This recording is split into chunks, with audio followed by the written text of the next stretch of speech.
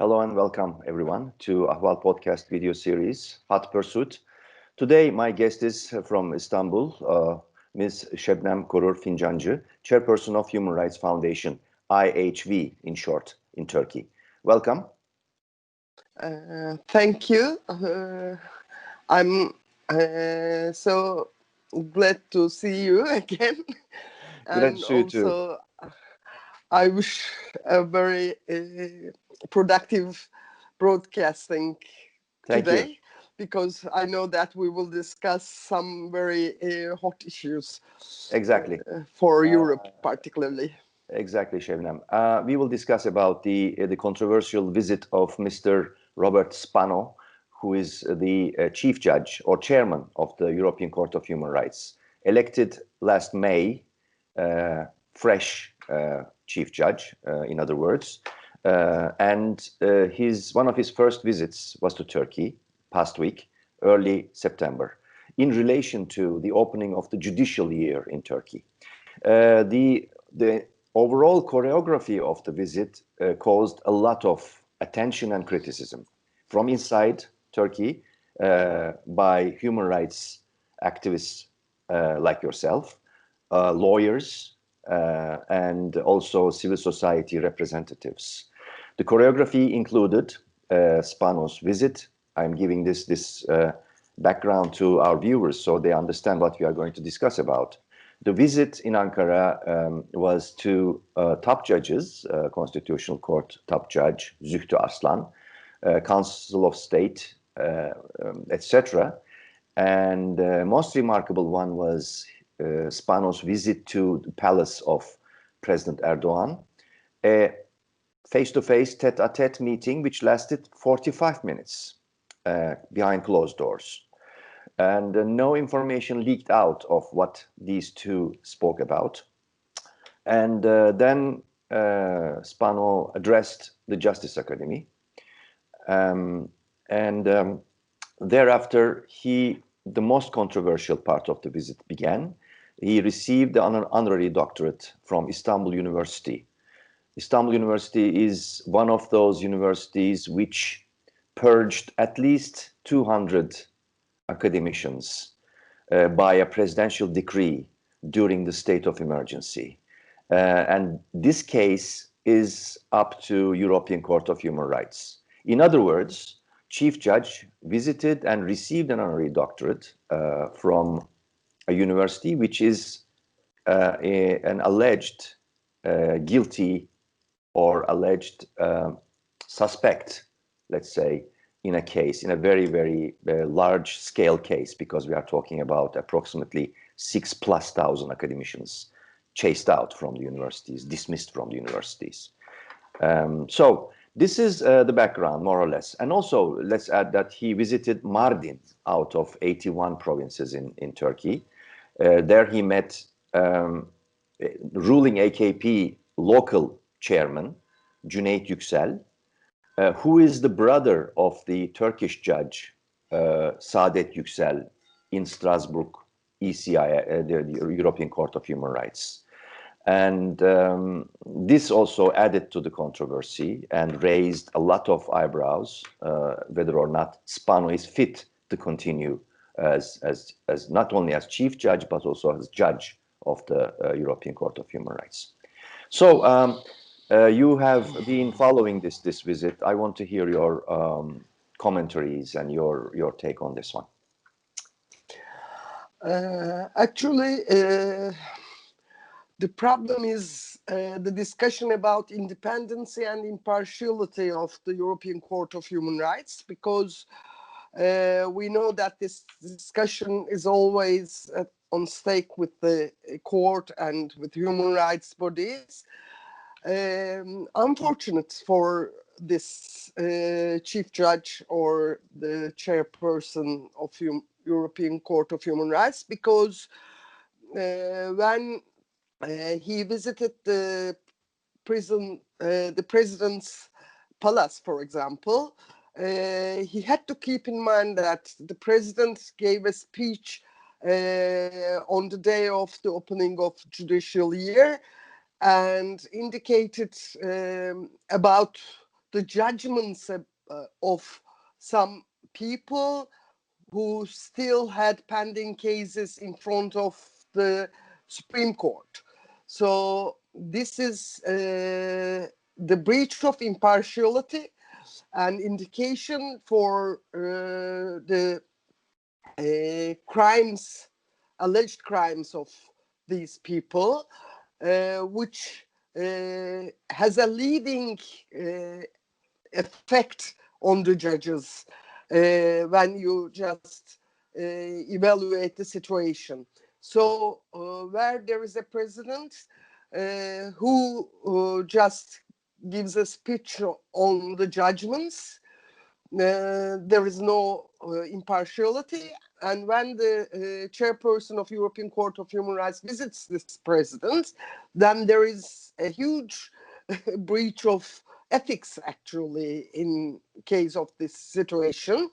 Apart from all the visits, for example, Mardin Bar Association is not one of the prominent bar associations of Turkey. I know that he also visited the Istanbul Bar Association chairperson, but for the region, particularly the Kurdish region, the prominent bar association is the Diyarbakır Bar Association. So we would expect the chairperson to visit the Diyarbakır Bar Association instead of Mardin Bar Association. Mm-hmm. Why Mardin? And also to visit people who are party representatives is also, again, a breach of impartiality. So we had concerns as human rights organizations about this situation, because we know that Turkey, as an alleged government of violating human rights, is in front of the European Court of Human Rights with several files. As you have mentioned, there are many academics who have pending files in front of the court. And not only the academics, but, for example, former judges and prosecutors who have been purged from the judiciary has several files. This is thousands of people who had pending files in front of the Court of Human Rights. So when you just breach impartiality and independence, then all the judgments would have question marks whenever there is judgments regarding, for example, no violation judgments with these files. So this is really astonishing for me, because we know that ethical regulations, ethical algorithm of this kind of human rights courts is so essential for the European countries. Not only the European countries, all the human rights courts actually have these kind of ethical regulations, algorithms. So this is really something that we wonder and is so concerned about the situation. There are two views about the nature of this visit. One is, for example, by Mr. Rıza Türmen, who was one of the a former judge with the European Court of Human Rights. He basically said that this is a routine visit, that newly elected chief judges and Council of Europe personalities do visit these member countries. And the other view came from Mr. Christoph Flügge, who is a 73-year-old former chief judge of International Court of Tribunal on Yugoslavia. And this chief judge said, basically, responding to this, that it's a nonsense, that, you know, a chief judge should really pay attention to the impartiality and reputation of European Court of Human Rights, and basically could have rejected such an invitation. And we also know that, according to some sources, newly elected Secretary General of Council of Europe, and also Dunja Mijatović, Human Rights Commissioner of the Council of Europe, were also invited along with Mr. Spano, but they had kindly, politely declined to join this delegation. So there are these two clashing views. Does it look like a routine to you, or in some parts, or is it not? Which view is more valid in your view? A visit to a country might be a routine, as Mr. Turman had mentioned, but the problem is not the country you visit, even if the country is allegedly the violator of the human rights, but where you visit in the country and which relationships has come forward with this visit. While the chairperson of the court visits all the allegedly government officers who are allegedly responsible of human rights violations, he doesn't visit any human rights organization, for example, even if the human rights organizations invited the chairperson to visit their office. Human Rights There was, for example, no Association, request from Mr. Spano's team to visit Human Rights Foundation. no request for Human thereof. Rights Foundation or Human Rights Association, the largest human rights organization of the country. Even though the Human Rights Association chairperson invited him to visit the Human Rights Association. Then you have the partiality on behalf of the government, which is allegedly responsible for the human rights violations. And it is not possible for him not to know about these human rights violations because European Commission of Human Rights, the Commissioner of Human Rights, both of them, Nils Muizniek and Dunja Mijatović, had raised their concerns about the human rights violations in the country, had several reports on this situation, and also some denouncements regarding the Turkish government.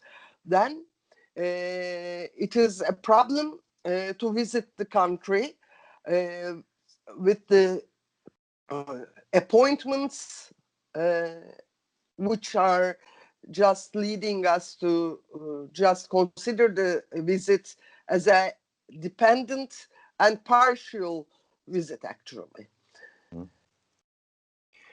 One of the experts in contact steadily with the European Court of Human Rights is Kerem Altıparmak. And his commentary, critical commentary during the visit was, in a summary, he was saying that Spano addressed Justice Academy in reference to more than 4,000 judges and prosecutors dismissed during the state of emergency. Then he addressed Istanbul University academicians in reference to more than 6,000 academicians dismissed from universities across Turkey. And then he visited, this was in reference to that, and he visited Mardin, and he met the government-appointed trustee of Mardin, which replaced elected mayor of Mardin, Ahmet Türk, and this was also in reference to the trustee system. So all in all, Altıparmak implies that this couldn't be, and he writes about this, he says, more symbolic pro-regime choreography could not have been designed. Yeah, I totally agree with Kerem Altıparmak, actually, with this opinion. When we just see the overview of the picture, there is a just accurate choice of the chairperson of European Court of Human Rights. And this is pro-government choice. This is a choice on behalf of perpetrators instead of victims. No relationship with the victims. Is it possible for the chairperson not to know that several of the mayors who have been just purged from the municipalities are in prison? And is it possible for him not to know that so many of these mayors are put into prisons on the farthest part of Turkey from their homes?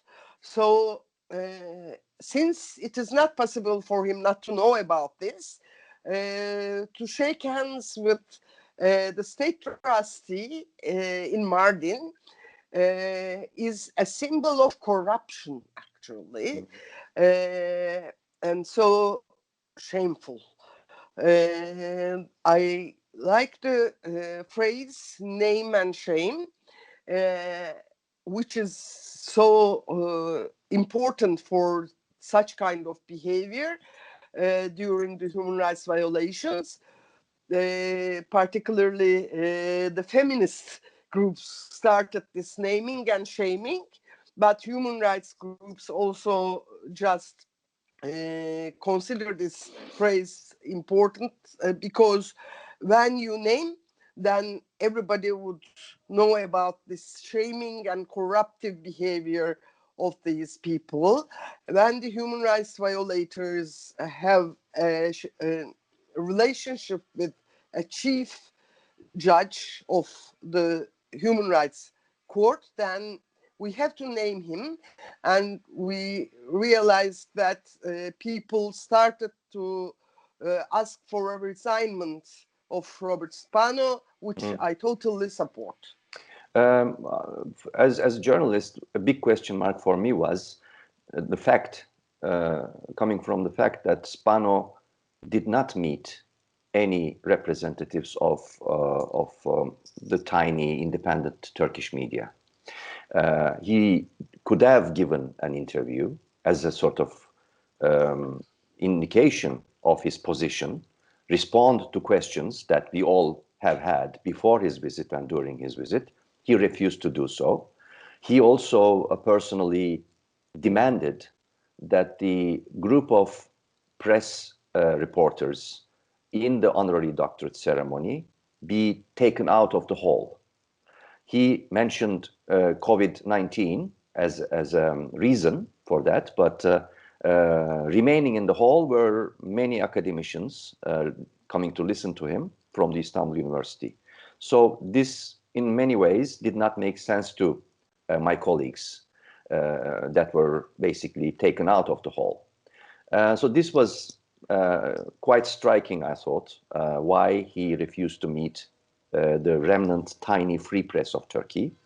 That remains a big question mark for me. Not a question mark, actually. They're all similar behavior when we consider the situation. He refuses to meet with the human rights organizations. He refuses to meet with the victims. He refuses to observe the situation in the country, but just have relationship with the pro-government organizations.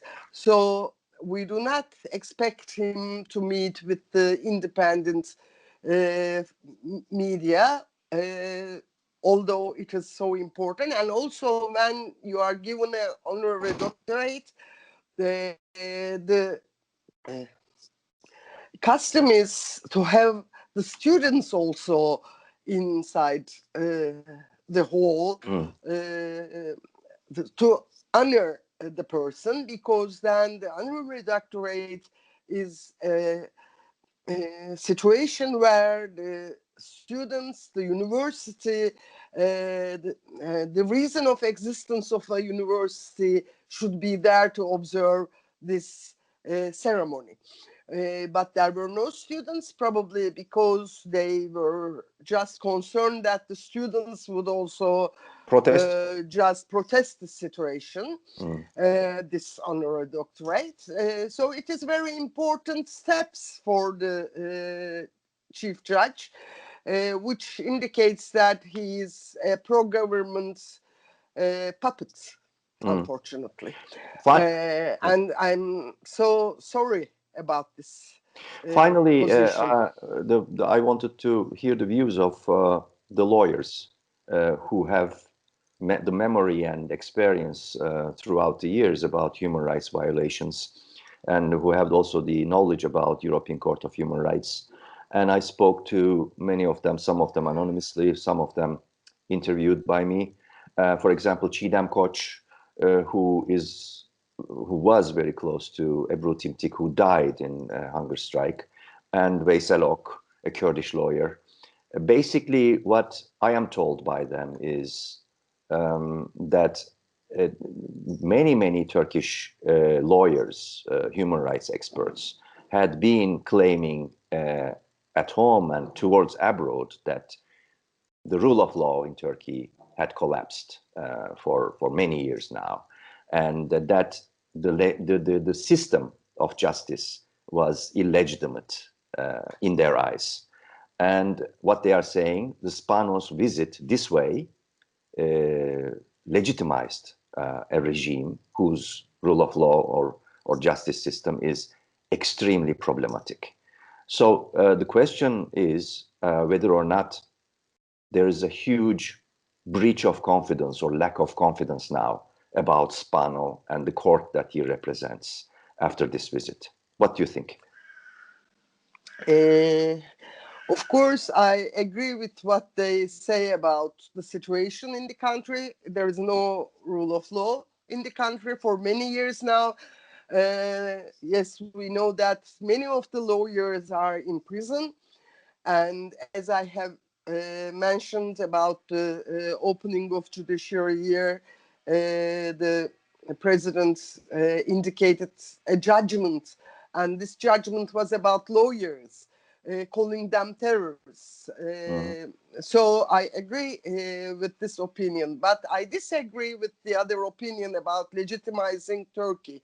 It is actually not legitimizing Turkey, but it is illegitimizing the chairperson of the European Court of Human Rights, and unfortunately, throughout his behavior, illegitimizing this court. So the court should just discuss this situation and refuse to just illegitimize the court itself, and have to protect the reputation of the court as a human rights court instead of a court just supporting the illegitimized government's crimes.